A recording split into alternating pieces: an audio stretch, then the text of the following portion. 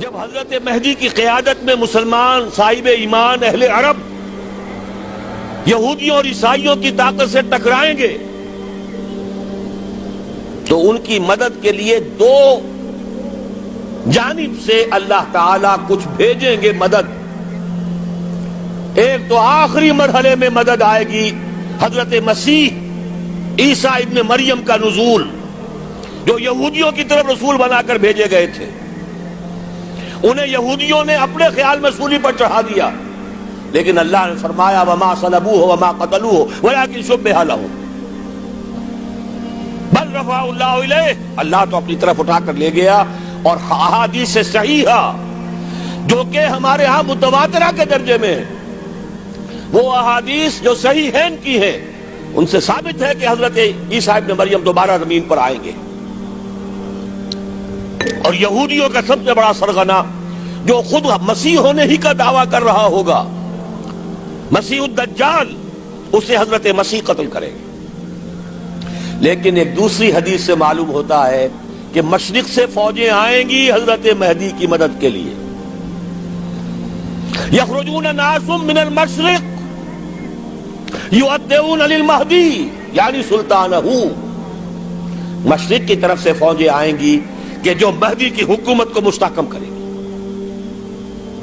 خراسان کا لفظ آتا ہے ایک دوسری حدیث میں.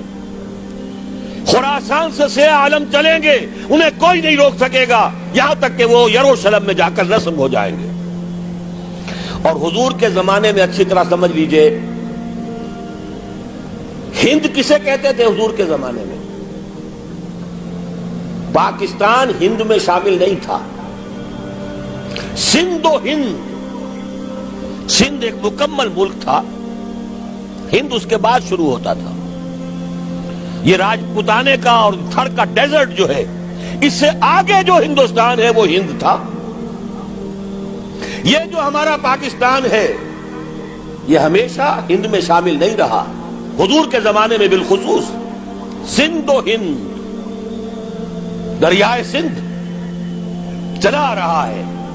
یہ ساری ٹریبیوٹریز جو پنجاب کے اندر اس کی ہیں، یہ سب ایک علیحدہ ملک ہے جو اس زمانے میں سندھ کہلاتا تھا. اور نمبر 2 یاد کیجئے، اس زمانے میں خراسان ایک علاقہ تھا جس میں موجودہ افغانستان کا 2/3، تھوڑا سا حصہ ایران کا، اور جہاں تک میں تحقیق کر سکا ہوں آج تک پاکستان کا بھی علاقہ، خاص طور پر مالاکنڈ ڈویژن جو اس خراسان میں شامل ہے.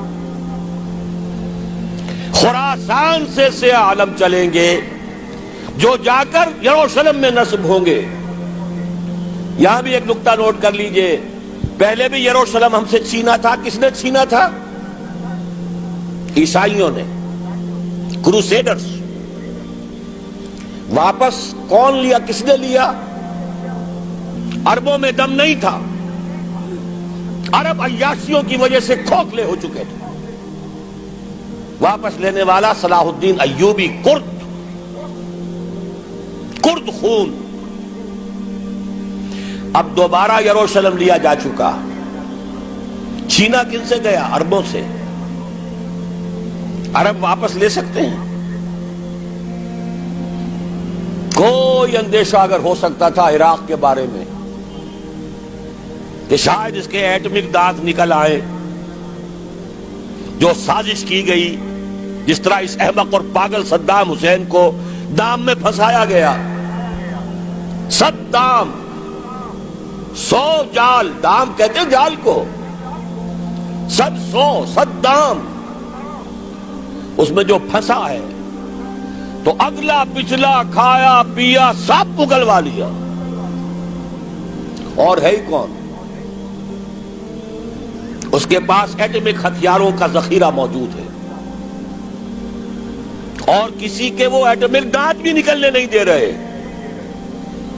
پاکستان کے اوپر کتنا دباؤ، اور ہمیں نہیں پتا کتنا کچھ دباؤ قبول کیا جا چکا. یہ تو سبھی مانتے ہیں. کیپ کر دیا گیا، روک دیا گیا، آگے تو نہیں بڑھ رہا، یہ تو سبھی مانتے ہیں. رول بیک بھی ہو گیا یا نہیں کچھ پتہ نہیں. لیکن کسی صورت یہ نہیں تسلیم کریں گے، قبول کریں گے کہ کسی مسلمان ملک کے پاس ایٹم بم آ جائے. یہودیوں کے پاس ذخیرہ موجود، سب جانتے ہیں. بہرحال یہ جان لیجئے اس علاقے سے امید ہوتی ہے سندھ اور خراسان.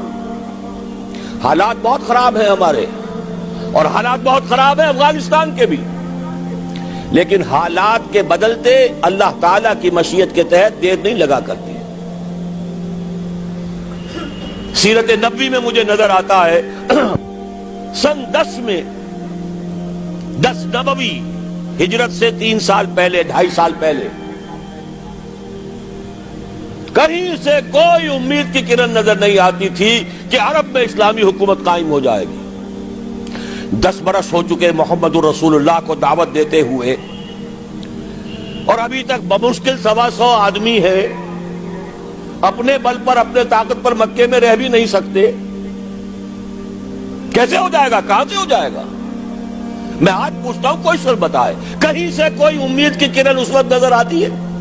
اس ماحول میں لے جائیے. اگلے 3 سال میں کیا ہو گیا؟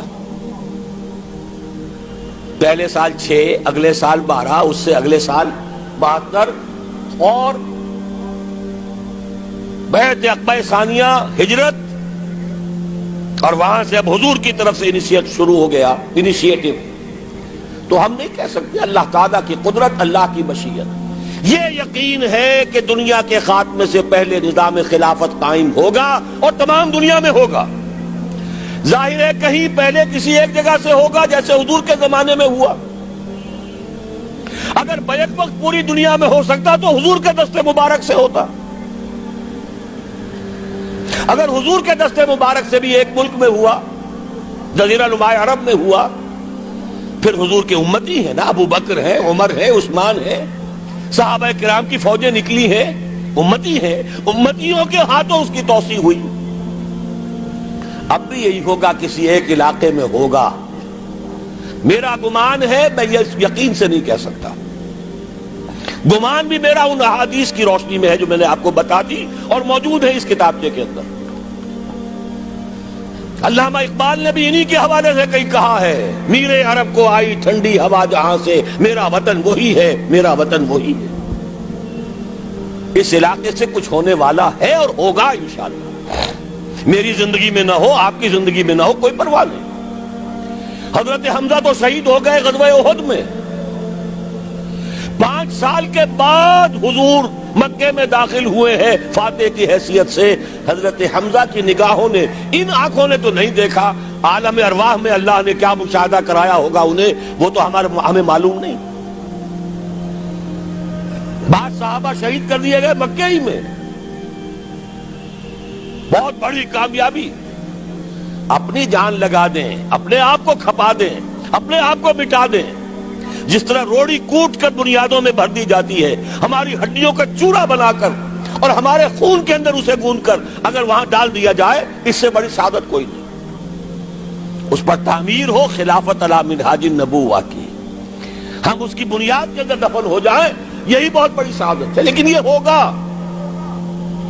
میں نے عرض کیا تھا کہ یقین ہے مجھے کہ ہوگا، اور ہر صاحب ایمان کو یقین ہونا چاہیے کہ ہوگا. باقی یہ کہ یہ آثار ہیں اور احادیث بھی ہیں، اور 400 برس کی تاریخ بھی بتاتی ہے کہ یہیں سے ہوگا. 1000 برس تک سارے مجددین امت عالم عرب میں پیدا ہوئے. 11ویں صدی کا مجدد اعظم شیخ احمد سرہندی کہاں دفن ہے؟ سرہند میں، ہندوستان میں. 12ویں صدی کا مجدد اعظم شاہ ولی اللہ دہلوی کہاں دفن ہے؟ دہلی میں. 13ویں صدی کا مجدد اعظم سید احمد بریلوی، ان کی تو قبر بھی معلوم نہیں، لیکن ان کا خون جذب ہوا دریائے کنہار میں، اور ان کے سینکڑوں ساتھیوں کی لاشیں اس بالا کوٹ کے مقام پر. 14ویں صدی کے مجدد اعظم شیخ الہند، لیکن ان کے ساتھ ساتھ اتنے اعظم رجال علامہ اقبال جیسا مفکر، مولانا مودودی جیسا مصنف، مولانا الیاس جیسا مبلغ کہیں اور ہمیں دکھا دیجئے آپ۔ میں کل کہیں عرض کر رہا تھا، دیکھیے پہلے جو ہے 1000 برس تک ہر خیر ہندوستان میں باہر سے آ رہا تھا۔ معین الدین اجمیری باہر سے آ رہے ہیں، شیخ علی حجویری باہر سے آ رہے ہیں، سندھ میں جتنے اولیاء دفن ہیں سب کے سب باہر سے، ایران سے چلے آ رہے ہیں۔ لیکن جیسے ہی 11ویں صدی شروع ہوئی، ریورس ہو گیا آرڈر۔ اب سلسلہ مجددیہ، نقشبندیہ اب ہندوستان سے نکل کر پھیل رہا ہے۔ پورا افغانستان، پورا ترکستان، تمام یہ ترک ریاستیں جو آزاد ہوئی ہیں ابھی USSR کے خاتمے کے بعد، یہاں تک کہ سائپرس، جزیرہ قبرص، پورا ترکی جو اب بھی ہے موجودہ ترکی، سلسلہ مجددیہ نقشبندیہ کہاں سے چلا؟ ہندوستان سے پھیل گیا پورے عالم اسلام۔ مفکر، علماء دین اور تمام علوم دینی کا مجدد شاہ ولی اللہ دہلوی، خالص ترین جہاد فی سبیل اللہ دور صحابہ کے بعد جماعت مجاہدین جام شہادت نوش کیا، سینکڑوں ہمارے مجاہدین۔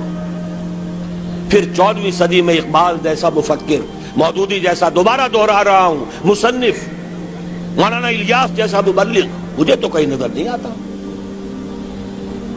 تمام مسلمان ممالک آزاد ہوئے، کہیں اسلام کا نام نہیں لگا، نہ سرکاروں نے نعرہ لگایا، نہ کہیں کسی اور نے نعرہ لگایا۔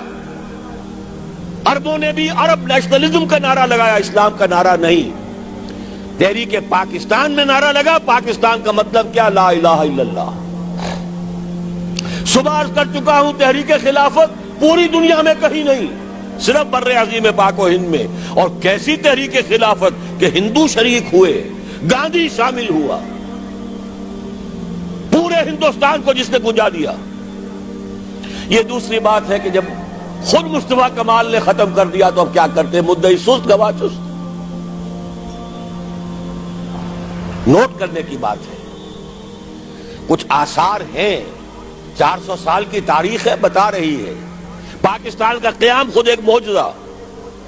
یہ ساری چیزیں مشیت ایزدی میں کسی بڑے خیر کا پیش خیمہ ہے۔